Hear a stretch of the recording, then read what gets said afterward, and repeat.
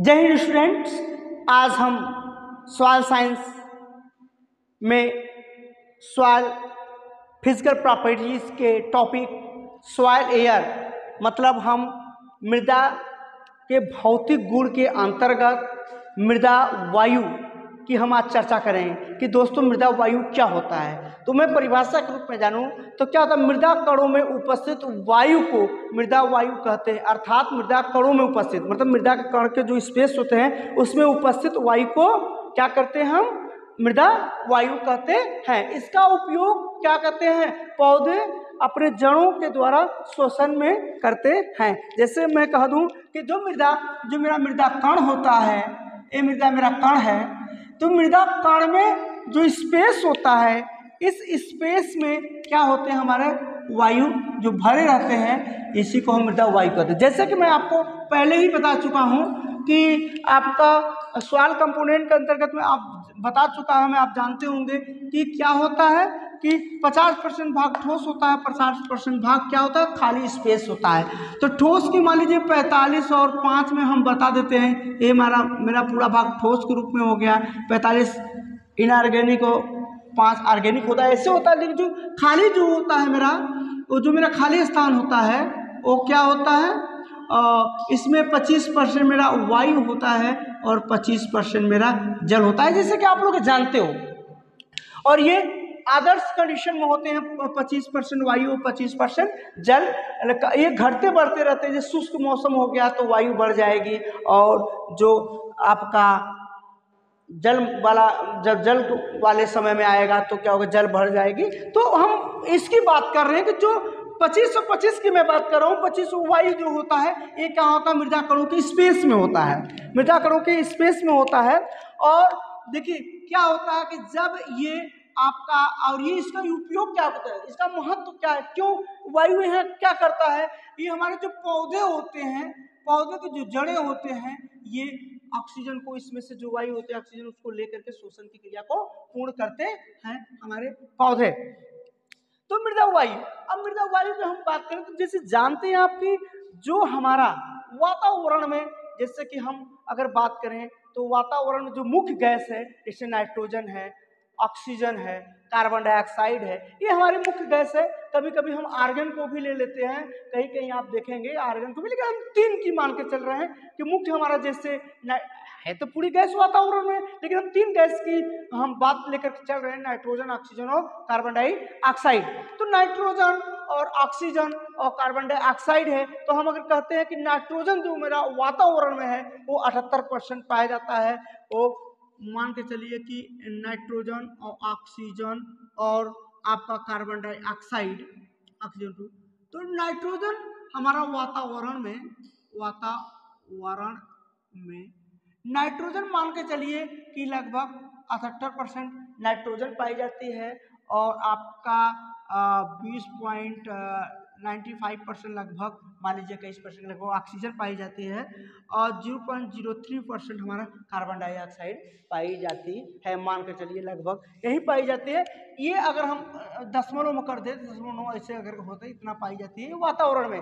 तो लगभग जैसे वातावरण में जो चीजें होती हैं वही लगभग हमारे मृदा में भी उतने परसेंट में हमारा क्या आपके नाइट्रोजन, ऑक्सीजन और कार्बन जो होते हैं, जितना वातावरण में पाई जाती है लगभग सभी गैस उसी प्रकार से मृदा में लगभग वही पाई जाती हैं।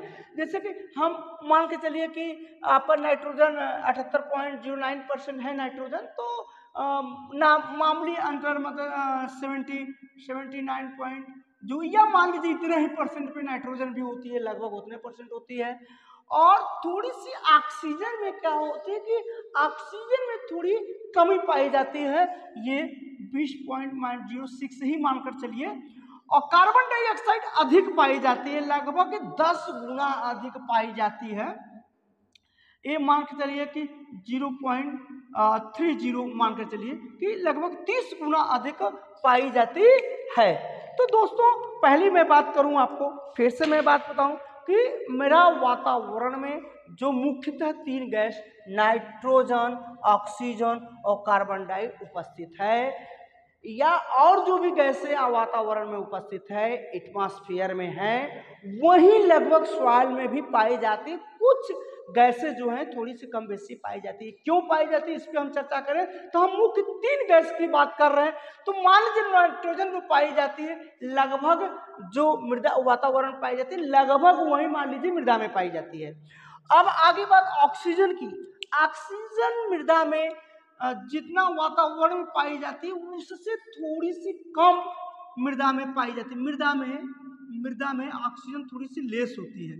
क्यों लेस होती है हम इसको पहले चर्चा करते चले। ये लेस इसलिए होती है कि जब मेरी जो ऑक्सीजन मेरा क्या है उपस्थित है मृदा में, तो मृदा में हमारा ऑक्सीजन जो उपस्थित है और उपस्थित होने के बाद जो इसमें सूक्ष्म जीव है या मेरे पौधे हैं, ये शोषण की क्रिया में क्या करते हैं ऑक्सीजन को ही लेते हैं। जब ये ऑक्सीजन को लेते हैं तो ऑक्सीजन को तो ले लिए, तो जब मृदा में जो ऑक्सीजन है पहले शोषण में ले लेते हैं और एरेशन थोड़ा सा क्या होता है, एरेशन की वजह से पूरा जरूरी नहीं कि वो जितना शोषण ले तुरंत एरेशन हो जाए कि अंदर मतलब ऑक्सीजन का पूर्ति हो जाए, ऐसा नहीं हो पाता है। इसलिए थोड़ी सी मृदा में थोड़ी ऑक्सीजन की मात्रा कम होती है।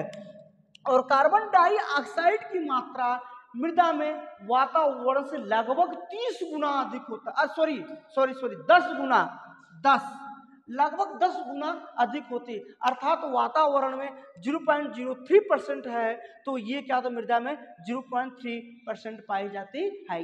ये अधिक क्यों पाई जाती है, ये इसी के कारण जब ये शोषण करती है, शोषण में कार्बन डाइऑक्साइड छोड़ती है, इसलिए इसमें क्या वो मृदा में ही रह जाता है, तो इसलिए जो है काला मृदा में कार्बन डाइऑक्साइड बढ़ जाती है। और जो डिकम्पोज हुआ होता है उससे भी कार्बन डाइऑक्साइड की मात्रा, जो कार्बनिक पदार्थ है मृदा में जो डिकम्पोज होता है सड़ते गलते हैं तो उससे भी कार्बन डाइऑक्साइड की मात्रा मृदा में बढ़ जाती है। और एक चीज और है कि जैसे ही आप सॉइल में जितने नीचे जाएंगे, जितने हमने आपको बताया कि सॉइल में ऑक्सीजन थोड़ी सी कम पाई जाती है वातावरण की अपेक्षा, और कार्बन डाइऑक्साइड वातावरण की अपेक्षा मृदा में 10% अधिक पाई जाती है। 10 गुना, सॉरी परसेंट नहीं उसको गुना कहिए कि 10 गुना अधिक पाई जाती है। और अब एक चीज और है कि जैसे ही मृदा में गहराई में नीचे जाएंगे ऑक्सीजन की मात्रा या गैसेस की मात्रा कम होती जाती है, तो वहां पे ऑक्सीजन की मात्रा क्या होती है, कम होती जाती है। जितने ही गहराई पे जाएंगे, ऐसे तो वातावरण की अपेक्षा ऑक्सीजन कम तो हुई है, बट जितनी गहराई पे जाएंगे वो ऑक्सीजन की मात्रा उतनी कम होती जाएगी। तो दोस्तों हमने आपको ये बताया अब कि हमारे गैसेस क्या है, क्या होता है, सॉइल एयर क्या है, कितनी मात्रा में वातावरण में, कितनी सॉइल में कितनी मात्रा में पाई जाती है, कम क्यों पाई जाती है, अधिक क्यों पाई जाती है, इस पे हमने आपको चर्चा किया। अब हम चर्चा करते हैं सॉइल एरेशन। सॉइल एरेशन का मतलब क्या होता है कि सॉइल का वातित होना, मृदा वायु से मृदा और मृदा से वायु में सॉइल का आदान प्रदान ही क्या कहलाता है, सॉइल एरेशन कहलाता है। या कह सकते हैं वातावरण और मृदा में गैसों का एक्सचेंज होना, मतलब एटमॉस्फेयर और सॉइल में गैसों का एक्सचेंज होना ही सॉइल एरेशन कहलाता है। सॉइल एरेशन जो होता है, हम इसको बता लेंगे, सॉइल एरेशन जो होता है ये 2 प्रकार का होता है। सॉइल एरेशन मेरा जो होता है ये 2 प्रकार का होता है। पहला का था मास फ्लो होता है, पहला क्या होता है, मास फ्लो होता है।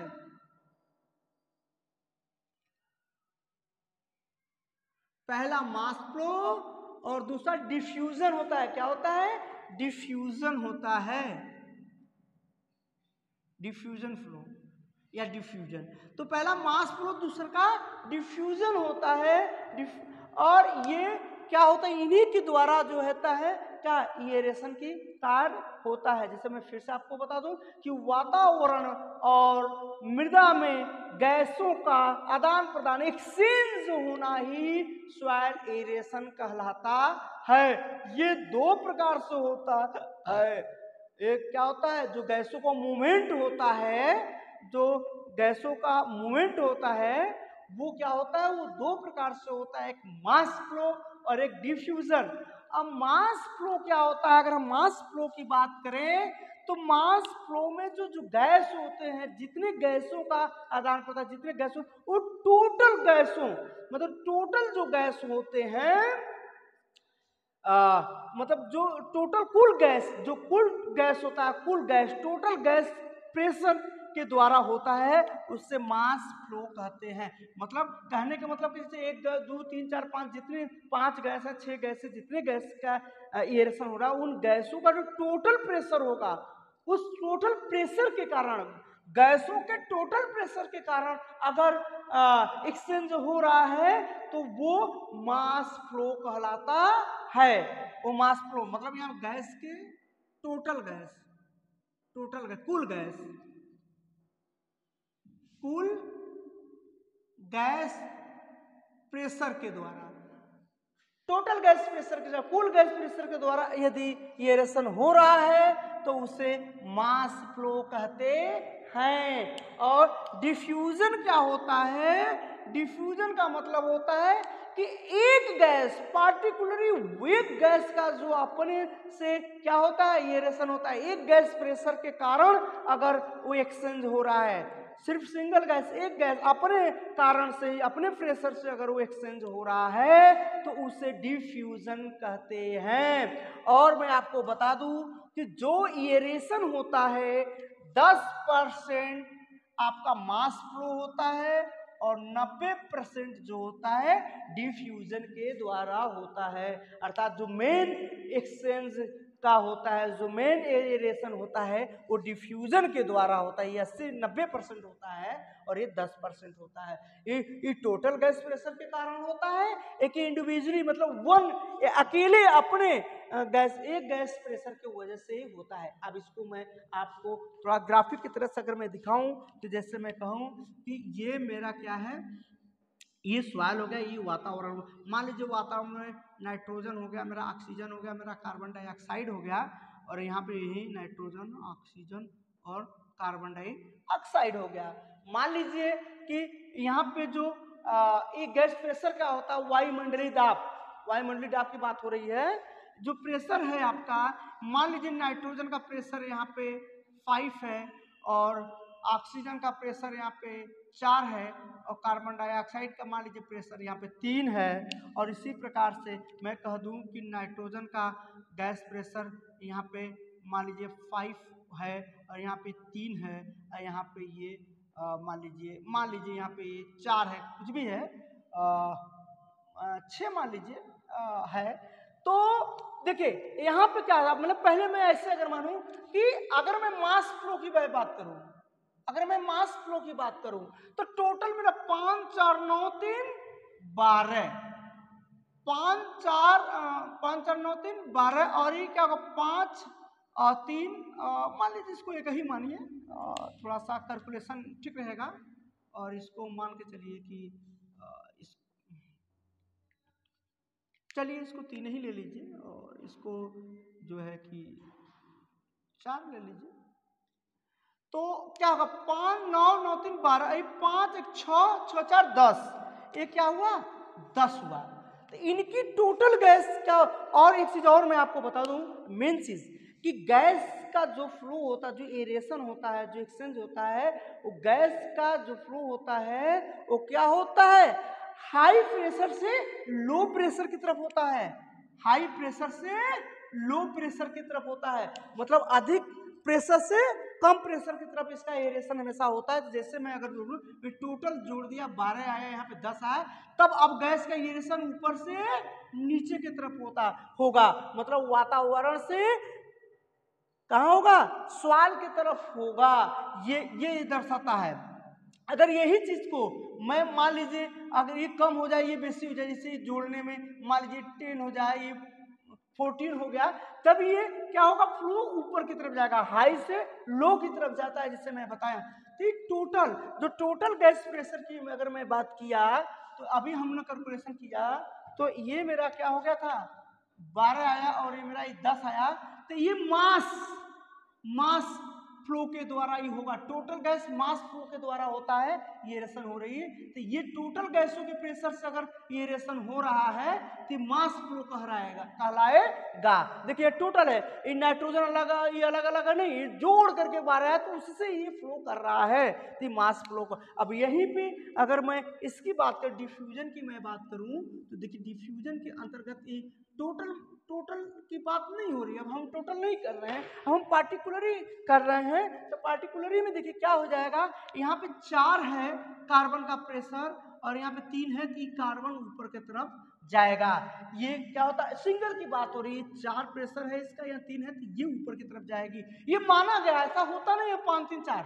हम आपको बता रहे हैं कि 4 और 3 को, अभी देखिए 4 ही 1 है तो इसका प्रेशर इधर होगा, ये अधिक है ये कम है, तो हमने आपको बताया हाई से लो की तरफ होता है। और एक पर्सनल गैस की बात हो रही है, पर्सनल हो रही है, टोटल में क्या होगा, टोटल की बात हो रही है तो नीचे आ रहा था, ये 12 था ये 10 था, लेकिन यहाँ पे पार्टिकुलरली बात हो रही है, सिंगल की बात हो रही है, तो ये 3 है और ये 4 है, तो ये ऊपर की तरफ जाएगा, इसका हाई से लो की तरफ जाएगा। और ये क्या है, ये देखिए हाई कंसंट्रेशन से लो कंसंट्रेशन की तरफ जा रही है, ये 4 ही 1 है तो नीचे आएगा। और ये 5 है, 5 है तो कट, ये मतलब इसका एरेशन नहीं होगा, ये 5 बराबर है, ये भी बराबर, तो इनका एरेशन नहीं होगा। तो इस कंडीशन में अगर सिंगल की बात होती है तो इसमें एरेशन में क्या होता है, डिफ्यूजन के द्वारा, ये डिफ्यूजन के द्वारा होता है, टोटल वाले में मास के द्वारा होता है। तो हमने आपको मुख्यतः जो है डिफ्यूजन होता है 90% होता है और मास 10% होता है। तो आई होप कि आपको ये वीडियो पसंद आई होगी। अगर आपको ये वीडियो पसंद आई है तो वीडियो को लाइक कीजिए, यहाँ पे वीडियो को आप लाइक कीजिए, आप शेयर कीजिए और चैनल को सब्सक्राइब कीजिए। शांति से अच्छे से हमारे वीडियो को समझने के लिए, सुनने के लिए धन्यवाद दोस्तों। Next time next video.